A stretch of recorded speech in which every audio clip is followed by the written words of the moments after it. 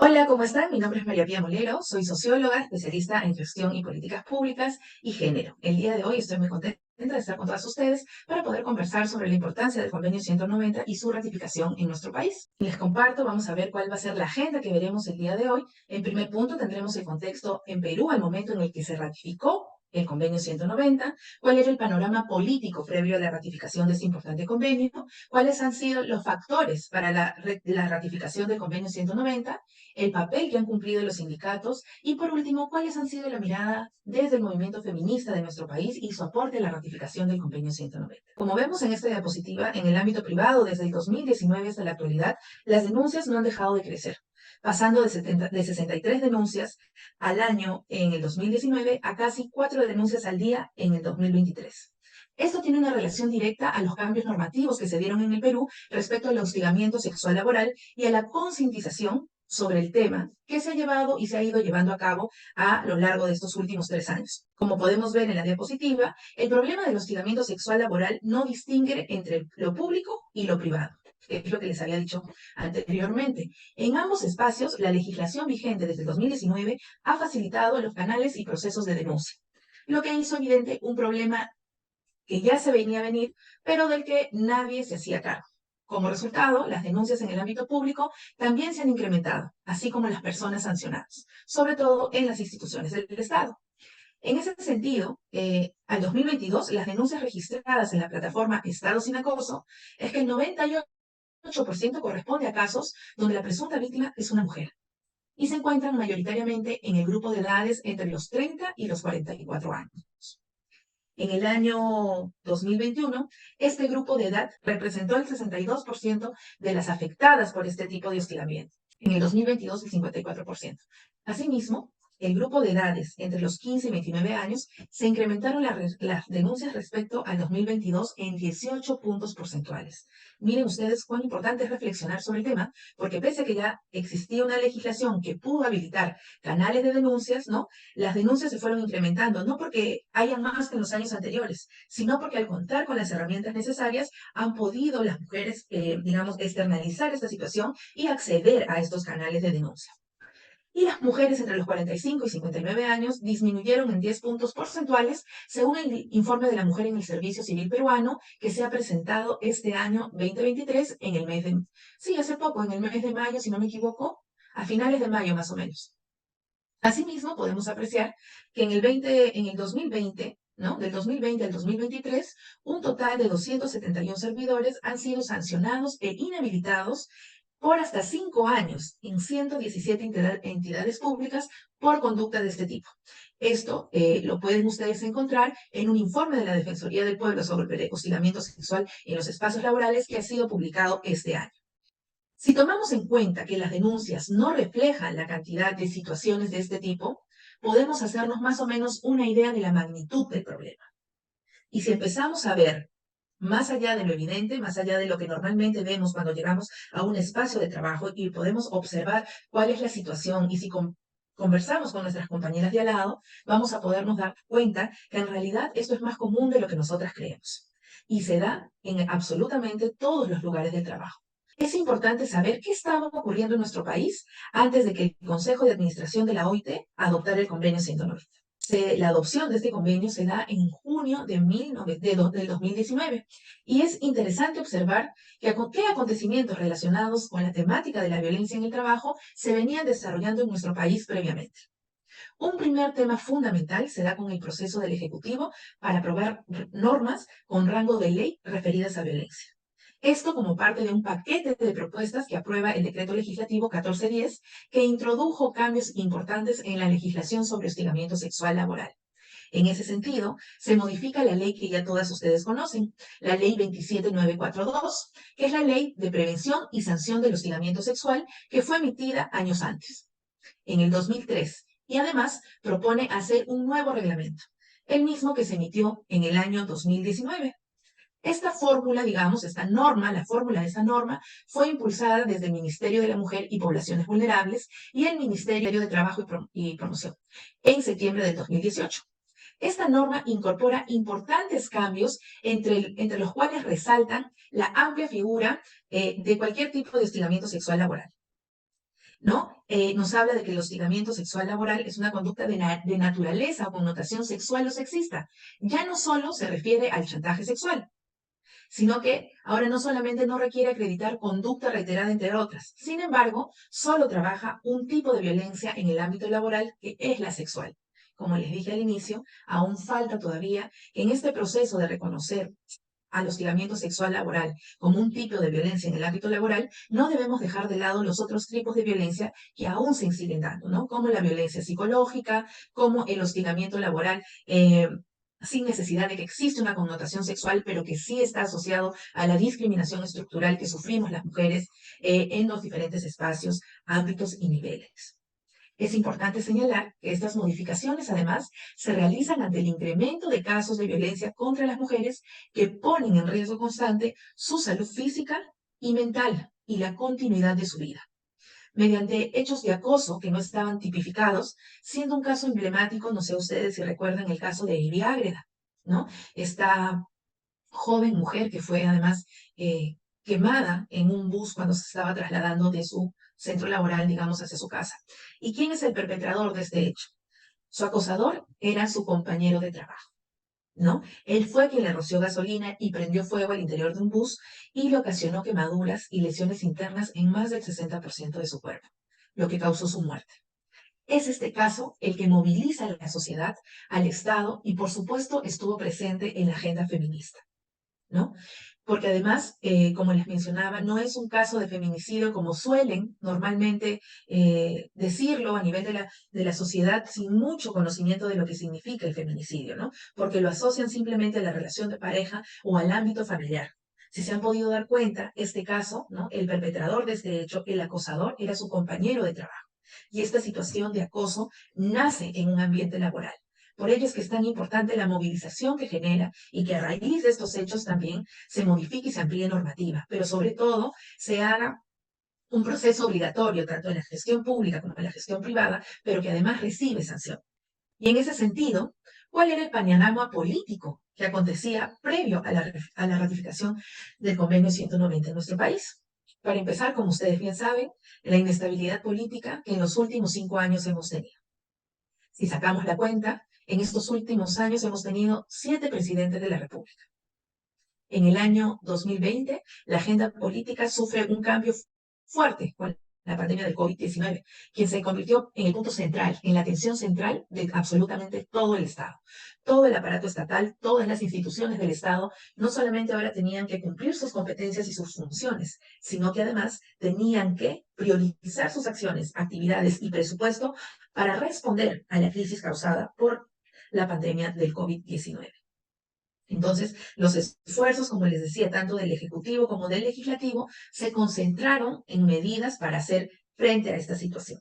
Pero muy aparte de ello, se ve la realidad concreta y palpable cuando hablamos de la polarización que se agudiza durante la campaña electoral del 2020 y 2021, ¿no? Y llega a su punto más alto cuando el señor Pedro Castillo gana las elecciones y demostró que nuestro país es un país totalmente polarizado, es un país donde la sociedad no se siente identificada con los procesos que se ejecutan, digamos, desde el Estado, desde el aparato institucional del Estado, pero además es un país que, pese a ser multicultural y plurilingüe, es un país donde aún pesa y mucho la discriminación. En este marco pudimos observar, conocer, palpar las posiciones conservadoras que mostró el Congreso.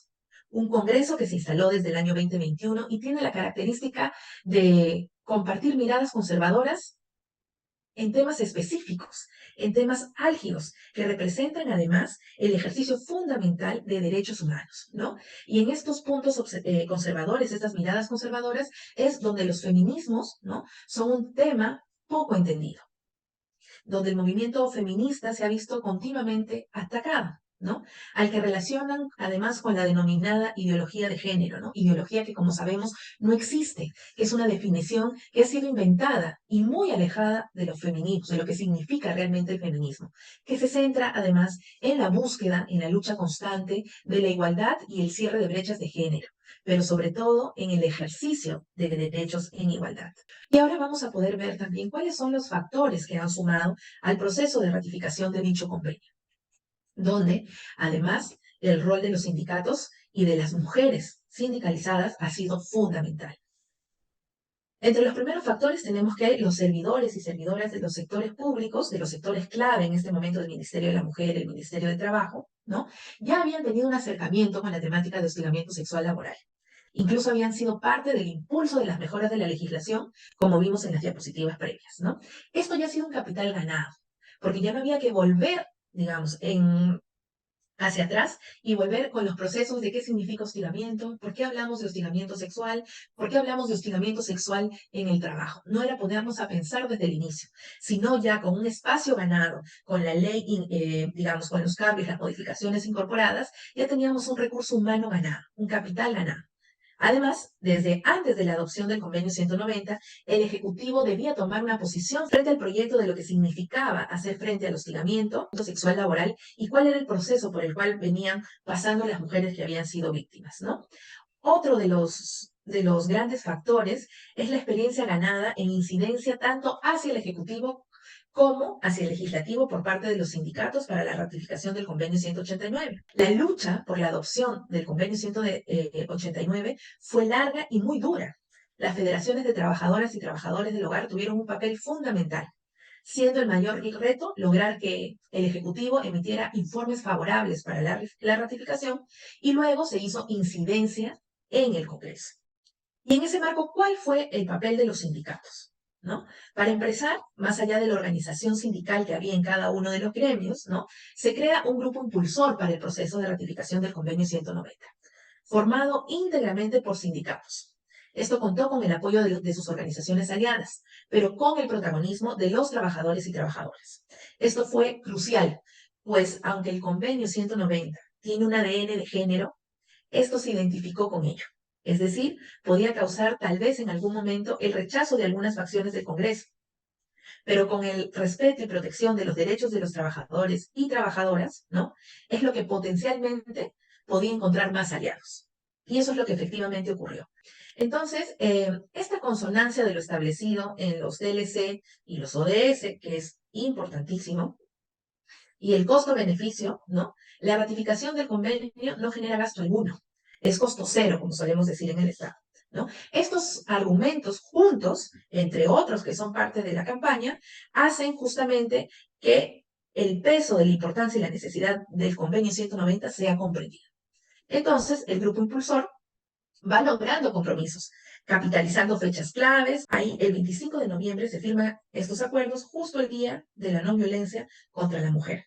Entonces ahí las titulares de la Comisión de la Mujer y Familia y de la Mesa de Mujeres Parlamentarias, ¿no? Suscribieron un compromiso para ratificar el Convenio 190 de la OIT sobre la eliminación de la violencia y el acoso en el mundo del trabajo. ¿Cuál fue el papel del feminismo en este proceso? Debo señalar que la defensa y la exigibilidad de los derechos de las mujeres y sobre todo la lucha contra las violencias hacia las mujeres en todos los ámbitos y niveles es un punto de agenda permanente. Y el Convenio 190 sumaba a ello, ¿no? Como ustedes saben, el movimiento feminista lucha continuamente y está presente en todos los ámbitos sociales, económicos, culturales, en donde las violencias hacen daño y perpetúan y condenan la vida de muchas mujeres, ¿no? No permitiendo un cierre de brechas. En este caso, el Convenio 90 sumaba todas esas luchas, por lo cual en nuestro país el movimiento feminista, a través de sus organizaciones más representativas, ha trabajado en el acompañamiento y asesoría directa a diversas organizaciones de mujeres en distintos ámbitos y niveles, ¿no? Para prevenir y erradicar este flagelo. Y en fechas claves como el 8 de marzo y el 25 de noviembre se han incluido dentro de sus pronunciamientos como agenda pendiente la ratificación del Convenio 190, que además ha sido también parte de la plataforma y de la agenda de las mujeres y hombres trabajadores del hogar. Es así que su apoyo se canalizó a través del impulso de las demandas de las federaciones de trabajadores y trabajadoras del hogar, siendo una de ellas, y una de las más importantes, la ratificación del Convenio 190, y también con acercamientos a algunas centrales sindicales, pero sin tomar el protagonismo de manera estratégica, pues la plataforma aquí, el protagonismo aquí, era de hombres y mujeres trabajadores luchando por ejercer sus derechos, ¿no? Entonces, sin embargo, esto no significó que ellas también pudieran hacer incidencia con algunas congresistas aliadas que encontraron en el camino, no solamente en el camino de la ratificación del Convenio 190, sino que a lo largo a lo largo de estos últimos años han sido aliadas también para justamente prevenir, sancionar y erradicar cualquier tipo de violencia hacia las mujeres, ¿no? Y en este caso, la violencia en el lugar de trabajo es especialmente importante, pues es aquí donde se permite la autonomía económica de las mujeres y donde se desarrollan o pueden desarrollarse en el ámbito público. Punto, además que es crítico para el cierre de brechas de género, ¿no? Porque es en el ámbito laboral donde podemos ir cerrando brechas de género referidas a la desigualdad salarial, referidas a la desigualdad que existe en el acceso a puestos en tomas de decisión, en la desigualdad que existe cuando no logramos una conciliación entre el ámbito familiar y el ámbito laboral, ¿no? A la desigualdad que es causada por violencias diferenciadas, por diferentes tipos de violencias en el ámbito laboral, pero específicamente por la causada a través del hostigamiento sexual en los ámbitos de trabajo. En ese recorrido, la visión, como se les dice, las miradas de los feminismos es muy importante, porque en el marco de una agenda que es más amplia, que significa el ejercicio de derechos de las mujeres, ellas también, esta mirada desde el feminismo nos permite encontrar en el ámbito internacional, ¿no? Un aliado fundamental, porque somos conscientes, ¿no? Desde nuestras miradas feministas, somos muy conscientes que en nuestro país muchas veces se agotan en el ámbito del sistema de justicia, ¿no? Se agotan las formas en las cuales nosotros podamos realmente encontrar justicia. Que nuestro Estado peruano está comprometido a cumplir con los compromisos establecidos en el Convenio 90. Y al estar, digamos, el Estado peruano prácticamente en este acuerdo, ¿no? Obligado a cumplir esos compromisos del 190, abre un panorama mucho más grande para poder trabajar con los otros tipos de violencia que ya se están dando en los ámbitos laborales y que aún siguen siendo un reto ver. Es en este recorrido que quería compartirles, destacando el papel central de los sindicatos y las centrales sindicales en la ratificación del convenio 190. Cómo esto ha logrado también hacer que estos sindicatos, que ya son una organización fuerte, considerada en nuestro país una de las organizaciones más fuertes, se hayan visto fortalecidas en sus procesos y estructuras políticas, en su plataforma de demandas, y porque además el convenio 190 representa también una vinculación, pero sobre todo una visibilización fundamental de las mujeres trabajadoras que forman parte de de estas centrales sindicales que existen en nuestro país, porque el convenio 190 tiene una mirada fuertemente de género y acompaña esas brechas de género que aún siguen persistiendo en los espacios laborales y de las cuales no son ajenas los espacios u organizaciones sindicales. Es por eso que para ustedes es fundamental seguir trabajando en este camino, seguir incidiendo en que las mujeres sindicalizadas necesitan también un ámbito libre de violencia en sus propias organizaciones. Esto ha demostrado, este camino ha demostrado que juntas y juntos, desde las organizaciones sindicales, ustedes han podido trabajar para empoderar, para fortalecer sus organizaciones y desde ahí visibilizar la capacidad que tienen para generar alianzas tanto en el legislativo como en el ejecutivo y poder lograr la ratificación de este convenio, que además es muy importante porque, como les había comentado, en el marco internacional es fundamental para asegurar la defensa de derechos. En países como en Perú, donde la agenda conservadora viene ganando terreno y se tejen muchas alianzas que suponen retrocesos en la agenda de género y de los derechos humanos. Entonces, los convenios internacionales se convierten en una herramienta fundamental, no solamente para el respeto, sino para la garantía de estos derechos. Asimismo, los compromisos que suscribe el país, como los convenios de la OIT, impulsan cambios fundamentales en la normativa y en la política al interior del Estado. Asimismo, hay otras formas de violencia en el lugar de trabajo que aún no son visibilizadas y que se encuentran expandidas y naturalizadas. Esto se hace legítimo cuando ocurre, ¿no? Por eso el convenio es crucial para ampliar la mirada y hacer frente a la violencia o a las violencias en el ámbito laboral. Y como les había dicho anteriormente, en el lugar de trabajo hay dinámicas de poder que ponen digamos, que exponen a potenciales víctimas en una posición especialmente vulnerable. Es por ello que es tan importante lo que hemos conversado el día de hoy. Y no quiero despedirme de ustedes diciendo tres cosas fundamentales en relación al convenio 190. Uno, lo primero es el reconocimiento a las organizaciones centrales sindicales que han sido parte del proceso de ratificación de este convenio en nuestro país. Y dentro de ellas, ¿no? Reconocer el papel fundamental que han tenido las mujeres sindicalizadas. Lo segundo es que el Estado tiene un rol fundamental, y ese rol fundamental es que es garante de derechos humanos para toda su población. Por lo tanto, no perdamos de vista estas plataformas y sigamos incidiendo, sigamos trabajando para que la violencia contra las mujeres no solamente disminuya, sino que se erradique. Y sobre todo, desde el Estado, se nos permita ejercer nuestro derecho a una vida libre de violencia. Y lo tercero es que todas y todos estamos llamados a ser agentes de cambio por un Perú más justo, por un Perú más democrático, con participación activa y efectiva de más del 52% de su población. Muchas gracias.